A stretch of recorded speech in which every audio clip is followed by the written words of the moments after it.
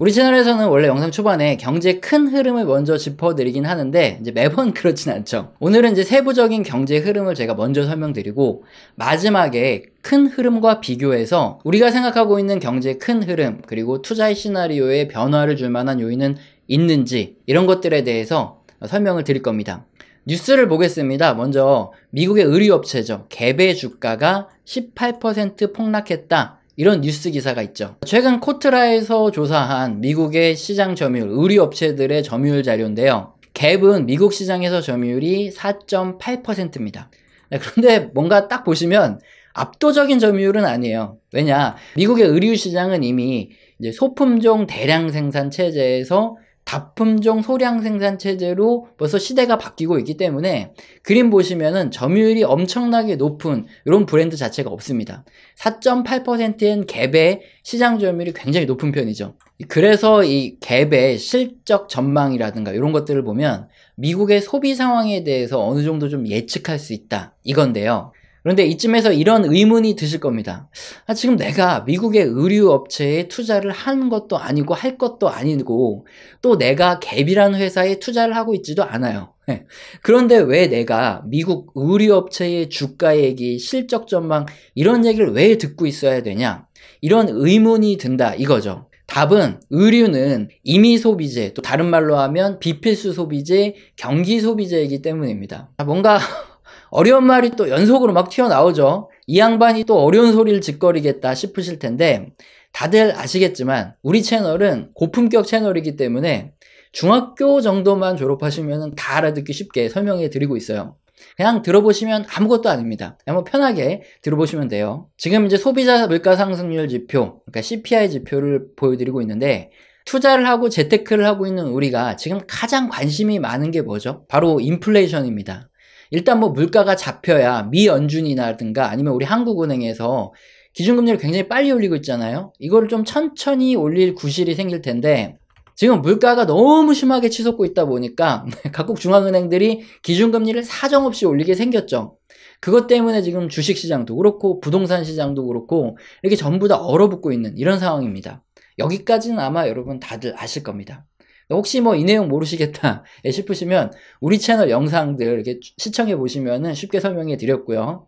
자, 그런데 인플레이션이라는 거는 양날의 검이죠. 물가가 막 올라가면 경기가 좋든 나쁘든 반드시 사용해야 되는 필수 소비재를 만드는 기업들은 매출이 올라가니까 이익도 올라가고 좋죠. 근데 반면에 물가가 오를수록 꼭 필요하지 않고 즉 필수 소비재를 사고 남은 돈으로 매수를 하게 되는 비필수 소비재를 만드는 기업들의 경우에는 어떻게 되죠? 당연히 소비가 줄어들 수밖에 없습니다. 그리고 또 문제가 하나 있죠. 비필수 소비재를 만드는 기업들도 어차피 인플레이션 영향은 받아요. 그래서 원가가 올라가니까 제품 가격이죠. 판가는 인상을 해야 되죠. 그러다 보면은 인플레이션이 심해질수록 사람들은 비필수 소비재의 소비를 어느 순간에 급격하게 줄여버립니다. 그러면은 매출 감소가 확연하게 나타나죠. 그림은 뭐냐? XLY라고 비필수 소비재, 즉 경기 소비재를 묶어놓은 미국의 ETF인데요. 보통은 S&P 500의 흐름과 거의 유사하게 움직이기는 하는데 그림 보시면 2008년 금융위기가 터지기 전에 한번 볼게요. 경기가 호황 국면이고 인플레이션이 심해지니까 비필수 소비재의 주가가 먼저 이렇게 천천히 꺾여 내려가기 시작합니다. 자, 그러면 이거 뭔가 터져도 터질 게 오는구나. 요게 2007년 요때부터거든요. 요때 이제 정신 차리고 딱 봤다 그러면은 고점에서 현금화를 할 수 있는 기회가 확보된 거죠. 자, 그런데 지금도 비슷하게 인플레이션도 심하고 경기 확장의 후반부인데 여기 이렇게 떨어지고 있어요. 네. 근데 물론 이게 운송대란 영향일 수도 있고 다른 주가가 이렇게 눌려서 그런 영향일 수도 있기 때문에 뒤에서 좀 자세하게 설명을 드릴 텐데 어쨌든 이런 비필수 소비재가 인플레이션의 영향 그리고 경기 확장의 후반부에서 갑자기 떨어진다, 소비가 줄어든다 그러면 좀 조심을 해봐야 된다. 이거는 우리가 확실히 알고 넘어가야 되는 거죠. 그럼 다시 갭의 이야기로 돌아와 보겠습니다. 필수 소비재는 의식주죠. 그 중에서 옷의 경우에는 필수 소비재도 되고 비필수 소비재도 돼요. 제가 지금 입은 요런 옷 같은 경우에는 이제 필수죠. 요거 없으면 제가 난닝구만 입고 방송을 해야 되기 때문에 필수 소비재인데 굉장히 비싼 고가의 의류들 같은 경우에는 뭐 좀 비필수 소비재가 되겠죠. 그래서 호황의 국면에서 인플레이션이 굉장히 심한 이런 상황에 만약에 의류업체 전반의 소비마저 감소를 한다. 자, 그러면은 이거는 정말 갈 때까지 갔다. 네. 조금 있으면 작은 폭락도 올 수 있겠구나 이렇게 예상을 해야 되죠. 근데 그런 상황에 우리가 또 염두에 둬야 될 게 있어요. 만약에 그런 상황이 딱 펼쳐진다 그러면 미국 경제나 미국 주식만의 문제가 아니죠. 이게 자주 보여드리는 지표인데, 그림의 붉은 선이 코스피의 증감률입니다. 그리고 푸른 선이 미국의 수입 증감률이에요. 2008년을 딱 보시면 되는데, 미국의 소비가 감소하면 당연히 수입도 감소를 하겠죠. 자, 그렇게 되면서 푸른색의 미국의 수입이 쭉 내려가는 이런 국면에 우리 코스피는 더 심하게 곤두박질을 쳐요. 그래서 미국의 비필수 소비재가 만약에 떨어진다 그러면은 우리나라 코스피, 코스닥만 투자하시는 분들도 이거 하락장이 오겠구나 하고 준비를 해야 된다 이거죠. 그러다 보니까 이 미국의 의류업체 갭의 실적 전망에 대해서 글로벌 투자자들이 이렇게 관심을 기울이고 일희일비하는 겁니다. 자, 여기까지 얘기를 듣고 나니까 내가 갭의 실적 전망을 한번 관심을 가져야 되겠구나. 바로 눈치가 채지죠. 자, 그럼 뉴스를 한번 읽어드리면 좀 감회가 다를 겁니다. 갭은 2022년 회계년도 1분기죠. 1월 31일부터 이제 4월 29일까지 매출액이 전년 대비해서 10% 초반에서 중반까지 줄어들 것이다. 이렇게 어두운 전망을 내놨다고 합니다. 원래는 한 자릿수 정도 예상했는데 추가로 하향 조정을 한 거죠. 자, 굉장히 불안하죠. 예, 하필이면은 이렇게 인플레이션도 심하고 경기 확장의 후반부 이제 호황의 국면에서 하필이면은 비필수 소비재, 이자 필수 소비재인 의류의 갭의 매출이 이렇게 확 줄어든다 나왔으니까 혹시 이런 국면 아닐까 굉장히 불안하실 텐데, 이 부분에 대해서 긍정적인 뉴스와 부정적인 뉴스를 하나하나 말씀을 드리도록 하겠습니다. 섣부르게 생각하지 마시고요. 이 소식 다 듣고 나서 생각해 보시면 됩니다. 자, 긍정적인 소식을 먼저 말씀드리면, 갭의 매출 감소의 원인이 지금 미국의 물류 대란 또는 갭의 자체적인 문제의 가능성이 크다는 거죠. 한시름 놓이시죠? 이유는 왜 그러냐? 그림은 며칠 전에 함께 살펴본 소매 판매액 자료 중에서 세부적인 자료인 의류 및 액세서리 항목의 소매 판매액 자료입니다. 그림 보시면은 이제 최근 지난 3월까지 조사된 자료인데, 고점에서 크게 감소하거나 이런 흐름이 나타나고 있지 않아요. 이 말은 뭐냐면은 미국의 전체적인 의류 소비는 지금 크게 둔화가 되고 있지 않은데 갭의 자체적인 실적 전망만 우울할 가능성이 있다는 거죠. 그리고 또 하나 긍정적인 게 뭐냐, 지금 물류 대란이 굉장히 심한 국면에서 의류 소비액이 이 정도인데 점점 물류 대란이 풀리면은 앞으로 잘하면 이렇게 올라가는 이런 흐름이 나타날 수 있다. 즉 의류 소매 판매가 더 많이 될 가능성도 있다 이거죠. 자, 이것이 바로 갭의 실적 전망이 좀 우울하게 떨어지는 걸로 발표가 됐지만 우리가 긍정적으로 생각해 볼 수 있는 첫 번째 소식입니다. 자, 그럼 다음으로 부정적인 소식도 전해드려야 되겠죠. 의류 말고도 이 비필수 소비재 전체가 너무나 애매모호한 이런 상황이라는 겁니다. 자, 이 지표는 뭐냐면은 전체 소매 판매액 중에서 세부적인 자동차 및 이 운송 부분의 소매 판매액 자료예요. 이 지표를 보시면 최근에 이제 고점 부분에서 한번 올라갔다가 내려오긴 했지만 이렇게 횡보를 하고 있죠. 근데 이게 어떤 상황이냐?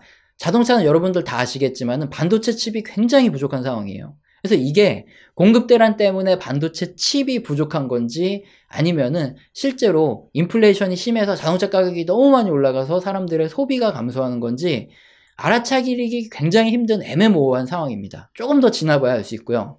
그리고 두 번째로 가전제품 등의 소매 판매도 마찬가지죠. 대표적으로 자동차 가전제품들은 비필수 소비재, 그러니까 의식주가 아니라 만약에 돈이 없거나 물가가 너무 비싸면 좀 소비를 미루는 항목 중에 하나죠. 가전제품도 어떻습니까? 최근에 굉장히 높았다가 물론 이렇게 조금 떨어지긴 했는데 이게 지금 다시 또 고개를 들어서 올라갈 수 있는 이런 국면이에요. 반도체 칩이나 아니면 물류 대란 때문에 판매액이 지금 이렇게 별로 안 좋은 건지 아니면은 정말로 너무 비싸서 소비자들이 소비를 줄이는 건지 알 수 없는 애매모호한 상황이 펼쳐지고 있다 이겁니다.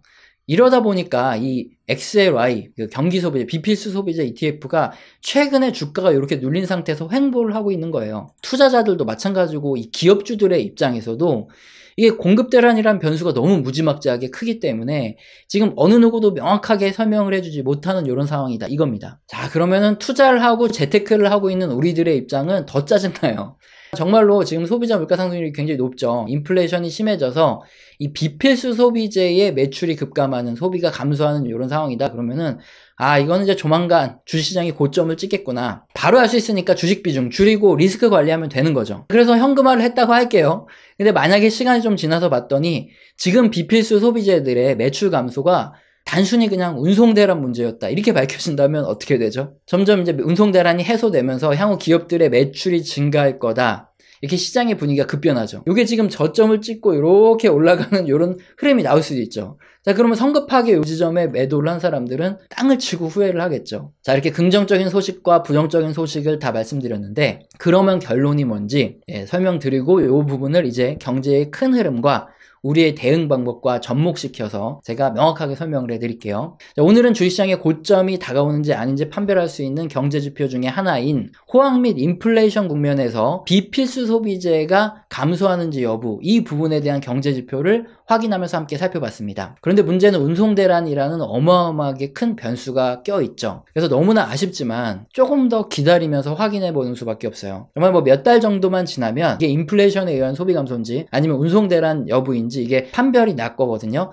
그 안에 당장 뭐 무슨 일이 벌어지거나 주식시장이 폭락하거나 이럴 가능성은 낮으니까 우린 아까 말씀드렸지만 좀 신중하게 대응을 해야 되겠죠. 자, 그렇다면 오늘 살펴본 이 세부적인 경제지표는 아주 중요한 경제지표이긴 하나, 우리가 기존에 예상한 경제의 큰 흐름과 대응 방법을 아직까지는 변화를 줄 만한 이런 요인은 아니죠. 그러면은 경제의 큰 흐름은 뭐냐? 지금은 경기 확장이 후반부죠. 여기 녹색의 상승 영역 중에서 중반부는 넘어갔고요. 이 정점이죠. 최고점 요 사이에 어느 국면에 지금 경제의 큰 흐름이 위치해 있다. 경기가 위치해 있다 이거예요. 이런 경기 확장이 후반부에 나타나는 공통적인 현상은 뭐냐? 인플레이션이 굉장히 심합니다. 그럼에도 불구하고 소비가 굉장히 잘 되기 때문에 이 붉은색의 미국 기업들의 신규 설비 투자인데, 설비 투자가 굉장히 다 높아요. 지금도 역시나 설비 투자가 굉장히 높아서 기업들은 공급을 굉장히 많이 하고 있다, 이 소리예요. 하지만 이렇게 경기 확장의 후반부에는 공통적으로 또 인플레이션이 심해지면서 소비의 증가율은 점점 이렇게 푸른색 보시면 둔화되는 거, 이게 나타나죠. 그리고 나서 폭락이 오는데 지금도 마찬가지로 인플레이션의 영향으로 소비 증가율은 점점 둔화되는 이런 국면이 나타나고 있죠. 이럴 때 나타나는 주식시장의 변화는 어떠냐? 각국의 중앙은행들이 기준금리를 계속 인상을 하고 그에 맞춰서 주식시장도 함께 상승했던 역사가 많아요. 따라서 우리는 당장의 전체 포트폴리오에서 주식을 전부 현금화할 필요는 없죠. 왜냐면은 역사적으로 주가가 올라갔던 역사가 많기 때문에. 그래서 금리가 인상됨에 따라서 그에 맞춰서 단계적으로 주식의 비중을 줄여나가는 이 시나리오는 변함이 없고요. 또 더 나아가서 주식, 장기채권, 금, 달러 등 이렇게 최대 손실률을 낮출 수 있는 포트폴리오로 MDD를 최대한 낮추는 이 포트폴리오로 변환을 해야 되겠죠. 영상을 자주 보지 않으시거나 처음 해보신 분들은 이 마지막 내용이 굉장히 좀 생소하시고 이해하기 힘드실 수 있는데, 최근 영상들을 이렇게 하나하나 조금씩 보시거나 아니면 좀 앞으로 계속 시청하시면은 금세 이해가 되니까 자주 시청 부탁드리고요. 우리 채널에서는 이 영상 설명란에 후원 계좌로 후원해주신 분들께 처음에는 감사하다는 말로 떼었는데, 그러면 또 사람의 도리가 아닌 듯 싶어서 제가 한 달 교육 프로젝트를 진행 중이죠. 매주 업데이트해서 진행드리고 있기 때문에 영상 설명란 읽어보시고요. 해당되시는 분은 꼭 메일 주시길 바랍니다. 오늘 영상도 마음에 드셨다면 구독과 좋아요는 꼭 눌러주시고 지속적인 시청 부탁드립니다. 감사합니다.